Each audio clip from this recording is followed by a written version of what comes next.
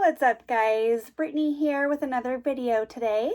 And today's video is going to be something informative. So while I was at my oncologist earlier, I was getting my blood drawn and stuff, got my little mark going on here.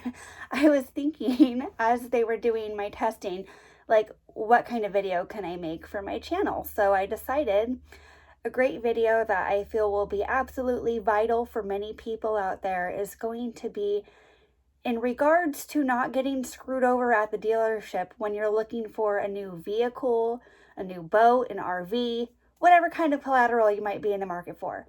Now, for those of you guys who don't know me, my name is Brittany. I have been a loan officer for quite a long time. I've been in the field of finance for quite a long time. And I always feel like the dealerships like to take advantage of people. I mean, let's be brutally honest here. They tried taking advantage of me back when I got my STI. The first dealership I went to tried taking advantage of me, tried pulling a fast one on me, and they had no clue that I was even in the industry and knew how this whole process works. So out the door I went and went to a different dealership. All right, guys, so let's go ahead and dive into it here. So the very first thing I recommend when you guys are like buying a new vehicle, especially, I don't recommend just going for something based off of the looks. Like 15 years ago, back when I was 15, I got myself a year 2000 Volkswagen Beetle, and I got it because I thought it was the cutest little thing. I was like, oh, the Beetle's so cute. I love it. It's so cute.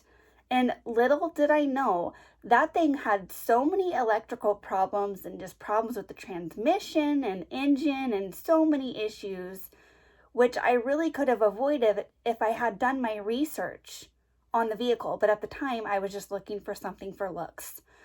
So what brings me to a good point, guys, is please don't get something just because you're going after just the looks alone. Because what you may find is you may find yourself getting into a really bad position financially where you could be upside down in the vehicle to where you owe more on your loan than what the thing's even worth.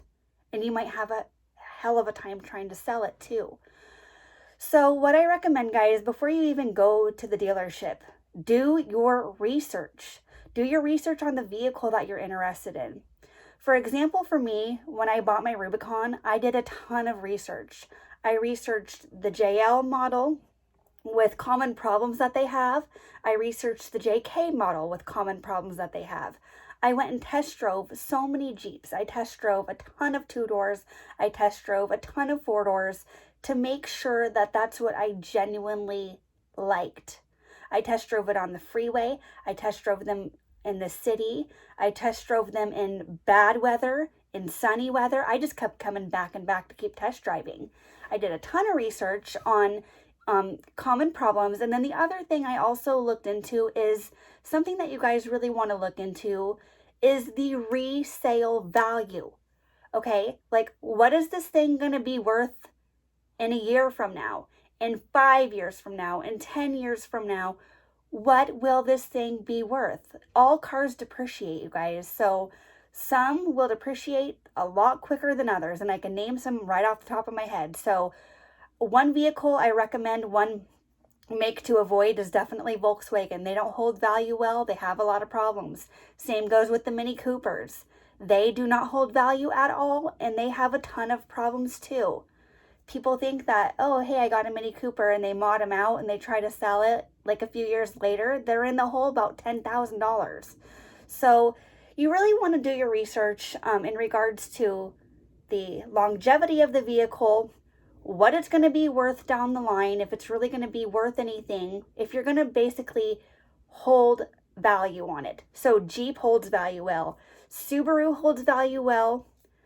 Honda holds value well, especially the Civics. But the Jeep Wrangler especially holds their value well. And I'm going to show you guys. I actually printed off a little sheet for you guys. Now, this is called NADA Guide, okay? And what you want to do after you figured out what vehicle you want, kind of see how it holds value. One way you're able to determine value of the vehicle is you can go to NADA. Link's going to be down here in the description below, guys. It's called NADAguides.com. You could also run a Kelley Blue Book, aka KBB. but here's an example, guys. I ran one of this, the 2019 Jeep Wrangler two-door Rubicon, same vehicle I have with my mileage on it, just to see what it's worth. And here you guys can see that it shows what you get for rough trade-in. So that's like if you went to trade it in at the dealership, the thing's falling apart, not in good condition. This is your average and your mint condition. A lot of the time they try to screw with you and give you the average if you're trading something in. But I always push for this far run one, especially if you take really good care of your vehicle. So as you can see, guys, my car or truck, excuse me, is worth about $42,400. That's if you were to trade it in. And that's for clean trade-in, keep in mind. And then over here on this far right is clean retail. So what that means, that's if you sold it private party, it's worth $45,900, almost $45,600 at the moment. And I paid about $48,000 for it. So as you can see, it's depreciated a couple grand in the year that I've owned it. So that's something that you really want to be cognizant of, is what's the depreciation look like? How long do I plan on keeping this thing for? Do I plan on keeping it just for short term? Do I plan on keeping it for long term? So that's the other thing you kind of want to ask yourself. But I love NADA guides, you guys. This NADA guide is awesome. And this is what I came with in hand to the dealership when I got my Rubicon and when I bought my STI. So what I highly recommend doing, guys, for those of you guys who are looking for something brand new, even used, I recommend going on nadaguide.com and also going on kellybluebook.com, printing out one of these lovely little printouts. Say if you're like, okay, I'm going to go with the 2015 Sport, Jeep Wrangler Sport. You get your printout, you show them exactly, you show the dealership, hey, this is what this thing is worth right now. You're asking $5,000 more. So that puts them in kind of an awkward position where they're like, oh God, they're kind of catching on to me here. So you got to come fully prepared. Now, what I did when I got my STI and also what I did with the Rubicon is I printed off one of these guys. I did it with all my options. This is essentially what all my Jeep has on it. So what I did was I brought this into the dealership, laid it down on the guy's desk, and there is a section on the printout for when you're looking at a new vehicle, guys. It'll say invoice on one column, MSRP on the other. Invoice is usually on the left, MSRP is on the right. So the invoice, that's the price that the dealership's getting for the vehicle. So I would say, hey guys, this is what the invoice is on this thing. It comes down to $48,000, just for example. And then I say MSRP comes to $56,000. So how about this? How about I give you guys $500 over your invoice price? They kind of look at you like, whoa, she knows her shit. Like, we're not going to even mess with her. She knows her shit. One time I had a dealership say no. So I said, well, thank you for your time. I'll take my business elsewhere. Out the door I went. And then the second dealership I went to, I said, here you go. Here's my documentation. This is what you guys buy this thing for at cost right here. I'll pay you $500 over. And that's it. And then they'll say, ma'am, we have a deal. So that's what I recommend doing, guys. Coming fully prepared, fully loaded with your information. So that way you're not just sitting there looking like you don't know what you're doing. Because they will take advantage of it. Trust me. They'll try to act all nice and like your friend. But they're really out to try to make money off of you guys. It's a commission-based practice. It's commission-based. That's how they make their salary. So they're not looking out for your best interest. So I recommend bringing one of these with you, a printout, and a Kelley Blue Book printout too, just so you have both, okay? So you have both right here in front of you. You're able to lay it across the table and tell them, this is what I'm paying. No more. So once you have that worked out, another thing that you really need to keep in mind, okay? So as a loan officer, I've processed so many loans, guys. And there is a network called the CuDL network. So it's not like, oh, I'm cuddling with someone. No. I get that all the time. What do you mean, the cuddle, like cuddling? I'm like, no. the acronym is CuDL. That stands for Credit Union Direct Lending. Now, what I recommend doing, once you find the vehicle that you want, once you've kind of negotiated a price, I'd ask the dealership if they participate in what is called the CuDL network. If they say yes, perfect. If they say no, say, okay, I'll go get my loan through my local credit union or bank first. I recommend a credit union over a bank for many reasons. We can get into that later. But I recommend that if they do participate in the CuDL network, tell them that you specifically want to go with your own credit union or your own bank. Because what they will do is they will try to get you set up with their own in-house financing, which usually has a lot higher interest rate than what you're able to get locally.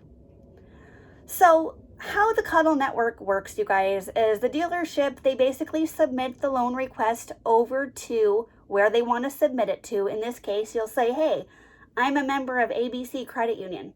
I want you to submit my loan request over to them. So they'll then submit it over to ABC Credit Union. The loan officer at ABC Credit Union will process the loan, see if it falls within guidelines. If they're approved, then they'll then come back and let the dealership know that they're approved. The dealership will then sign all the lovely loan documents with the consumer right there at the desk. Pretty quick process. Sometimes there are stipulations that are needed, such as like usually you'll want to bring in your proof of income. So that's like pay stubs that you'll need to show, a few months worth of pay stubs, profit and loss statement if you have your own business, things like that. And then something that you'll really want to be mindful of, you guys, so many people, it's so sad how the dealership will try to take advantage of this and they'll straight up lie to you to your face. They tried doing this to me too. Not knowing I was, in this profession for a long time and know how it works. So they'll try to upsell you products without you even knowing it. Like one of them is called GAP. Guaranteed Assets Protection is GAP. A lot of people think that they have it through their insurance company, but you don't. It's not the same thing. So I also have a printout on this, guys. So this is a little chart here. Now what GAP is, you guys, is let's say you're driving off the lot in your lovely brand new Jeep or your Porsche or your Nissan or whatever you're driving, guys. And let's say that the vehicle gets totaled. So what GAP does is GAP covers the difference between what you owe for the loan versus what the vehicle is worth. And as you could see right here, that your loan balance is going to go down over time. Vehicle's usually going to depreciate here over time too. And then we have this GAP. So that's what GAP coverage is it covers the difference between what you owe for the loan versus what the vehicle is worth. Now, me personally, I didn't get GAP on my Jeep. I didn't need to get GAP. The reason being is I put down, half in cash. So I'm really good with my equity. I have a lot of positive equity in the Jeep. I recommend getting GAP if you don't have much of a down payment, if your loan balance is really high, if you owe close to what the vehicle's worth. So if you owe, say, 45 grand on your vehicle's maybe worth like 48, 50, yeah, get GAP. So my whole thing about GAP, you guys, is that the dealership, they'll try to make it sound like it's so cheap, okay? They'll say, oh, let's get you set up with GAP. It's only $20 more a month for the loan each month. But what you don't realize, you guys, is it's more like $900 to $950 tacked on the financing for the life of the loan. That $20 a month adds up. It's not as cheap as you think. So within the credit union, you're able to get it, say, for $475 to $500. And that's for over the life of the loan. You could either finance it within the loan, or you could pay straight out of pocket if you would rather not have it wrapped within the loan. So you're able to get GAP through your local credit union or bank. You could just skip the dealer's GAP altogether, say, no thanks, I don't want your GAP. I'm getting it through my credit union or bank. It's a lot cheaper. Save yourself quite a big chunk of money there. And then same with mechanical breakdown protection as well. So mechanical breakdown protection, that covers a variety of things. It's all different based off of what credit union you might be getting it through or what bank you might be getting it through. But the dealerships, then again, is often a lot more expensive than what you can get it through your credit union or bank. Same for paint protection. That's another thing they tried pulling a fast one on me when I got the STI, for example, at the very end. I go to get the keys, say thank you very much, have a great day. Lady's like, oh, hang on a minute. Did you want to add paint protection to this? It's like an extra $500 or whatever it was. And she kept trying to pressure me. And I was like, no, I don't want paint protection. I don't care for the paint protection. And then they wanted to add on like a clear bra, some stuff on the inside. And I was like, no. I'm done. This is my payment. It's where I'm at. Goodbye. Thank you. So that's another thing, guys, just to keep in mind. You really want to be aware.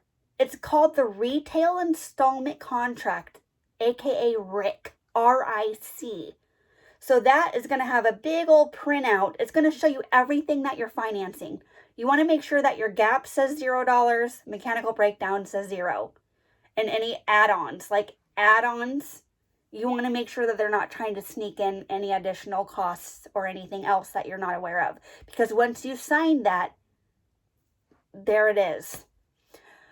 So I hope you guys that this video is helpful in regards to like how to do your research, how to go to the dealership feeling confident and not letting them swindle you around or playing you for a fool. I've seen it happen to so many people, and it's just sad. I mean, I even had it happen to me, and I've been doing this for a really long time. And so the common person, I mean, they don't know how it works, but I know how it works. And so, the first time going in there, ever setting foot in there, them not knowing that I've been doing this forever, they tried to take advantage of me. And I just don't want to see them taking any advantage of you guys out there. So if you guys have any other questions about like the loan process, how to get the best interest rate possible, that's based off of numerous factors, by the way. But just like if you feel like you're getting ripped off, by the dealership or ripped off maybe from someone off Craigslist or something, feel free to hit me up and I'll be able to give you guys some advice, kind of like what to do and how to make things hopefully go as smoothly as possible. So I'm always here for you guys, and I hope you all have a great rest of your day, and I really hope that this video was informative on trying to get the best deal possible and not being taken advantage of by the dealerships. Until next time, guys, and have a great day. Bye!